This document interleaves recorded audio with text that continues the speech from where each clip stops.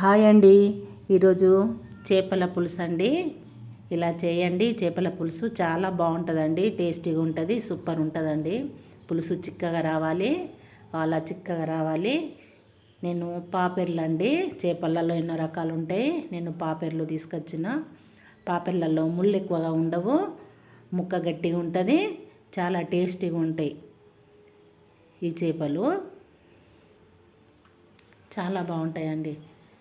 మిర్చి చూడండి, పాపెర్లండి ఇవి. చక్కగా బియ్యం పిండి వేసి ఫస్ట్ రుద్దాలి. చేపలని రుద్దేసి పైన ముళ్ళు ఉంటుంది, జాగ్రత్తగా కడగాలి. ముళ్ళును బండ మీద రాసేటప్పుడు ఇట్లా రివర్స్లో రాస్తే ముళ్ళు ఊడిపోతుంది. చక్కగా ముక్కలు కట్ చేసుకోవాలి. కట్ చేసుకొని క్లీన్ చేసుకోవాలి. చేసేసి ఉప్పు నిమ్మరసం వేసేసి శుభ్రంగా కడగాలండి. చక్కగా కడగాలి. కడిగేసి ఒక జల్లి బేషన్లో వేసేయాలి. వాటర్ లేకుండా వేసేస్తే, జల్లి బేషన్లో వేసేస్తే వాటర్ అన్నీ వెళ్ళిపోతాయి. ముక్కలు నీచు వాసన రాకుండా బాగుంటాయండి. నీచు వాసన రావండి. ఇట్లా చేస్తే బాగుంటాయండి. ఈ చేపల పులుసు బాగుంటుంది. చూడండి, అలా కడిగేసుకోవాలి. చూడండి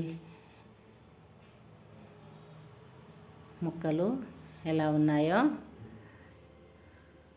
అలా చేసేయాలి. ముందుగా చింతపండు తీసుకోవాలి. నేను కేజీకి ఎక్కువనే ఉన్నాయి అవి చేపలు. నేను అద్దపావు వరకు చింతపండు తీసుకున్నాను. శుభ్రంగా కడిగేసుకొని నానబెట్టేసుకోవాలి.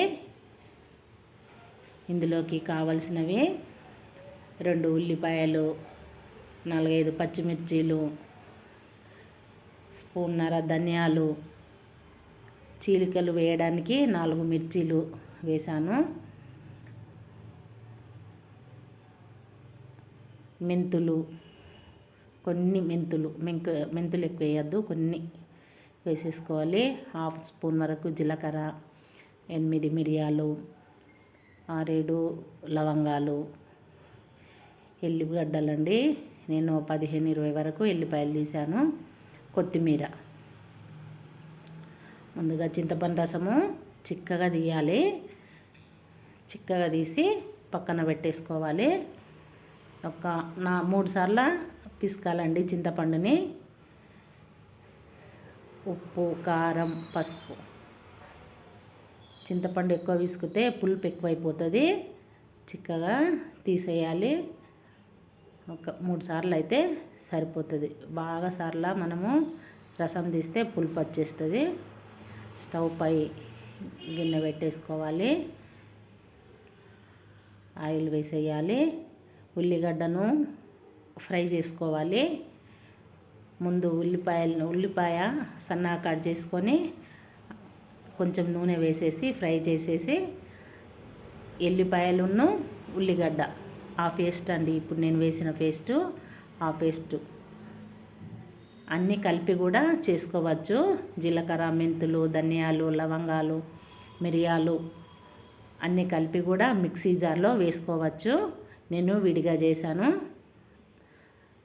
ఇది ఎల్లిపాయను ఉల్లిగడ్డ పేస్ట్ అండి. వేసేసి ఫ్రై చేసిన, ముందు ఫ్రై అయినాయి కానీ మళ్ళీ ఆయిల్లో కొంచెం ఫ్రై చేసేసి మిర్చి వేసేసుకోవాలి. పసుపు, ఒక 1/2 స్పూన్ వరకు పసుపు, ఉప్పు వేసేసి కలపాలి. కారం అండి, కొంచెం కారం ఎక్కువనే పడుతుంది.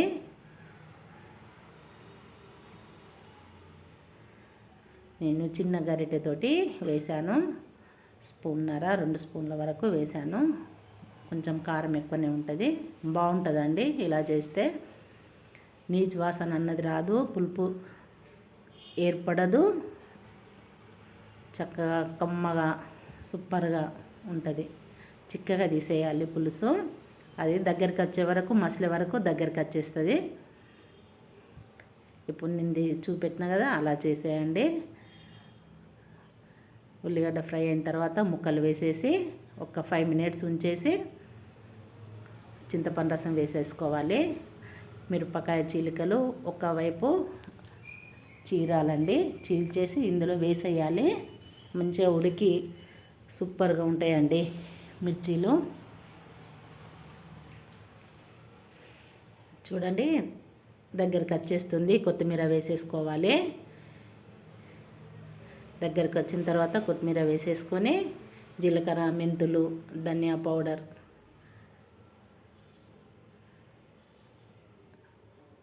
నేను ఉల్లిపాయలలోనే జీలకర్ర, మెంతులు వేసేసి పౌడర్ చేశాను.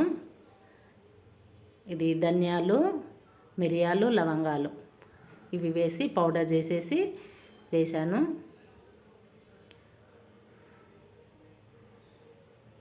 చూడండి దగ్గరికి వచ్చేస్తుంది. సూపర్ టేస్ట్ ఉంటుందండి. మనం కర్రీ దించే ముందు ఒక స్పూన్ పచ్చి నూనె వేసుకోవాలి. ఒక 3-4 ఎల్లిపాయలు దంచి వేసేయాలి. దించే ముందు ఒక స్పూన్నర వేసేయాలి. ఆయిల్ వేసేసి ఒక 3-4 ఎల్లిపాయలు దంచి దించే ముందు వేసేయాలి. ఆయిల్ను ఎల్లిపాయలు వేసేసుకోవాలి. టేస్టీగా ఉంటుంది. నీచు వాసన రాదు. సూపర్గా ఉంటుందండి కర్రీ మాత్రం. ప్లీజ్ సబ్స్క్రైబ్ చేయండి, లైక్ చేయండి, షేర్ చేయండి, నాకు సపోర్ట్ ఇవ్వండి. సూపర్ టేస్ట్ అండి. బాగుంటుంది కర్రీ. ఇలా చేయండి. చిక్కగా ఎలా ఉందో చూడండి. చేపల పులుసు అంటే పులుసులాగానే చిక్కగా కమ్మగా ఉంటేనే బాగుంటుందండి. సూపర్ అండి. Thank you.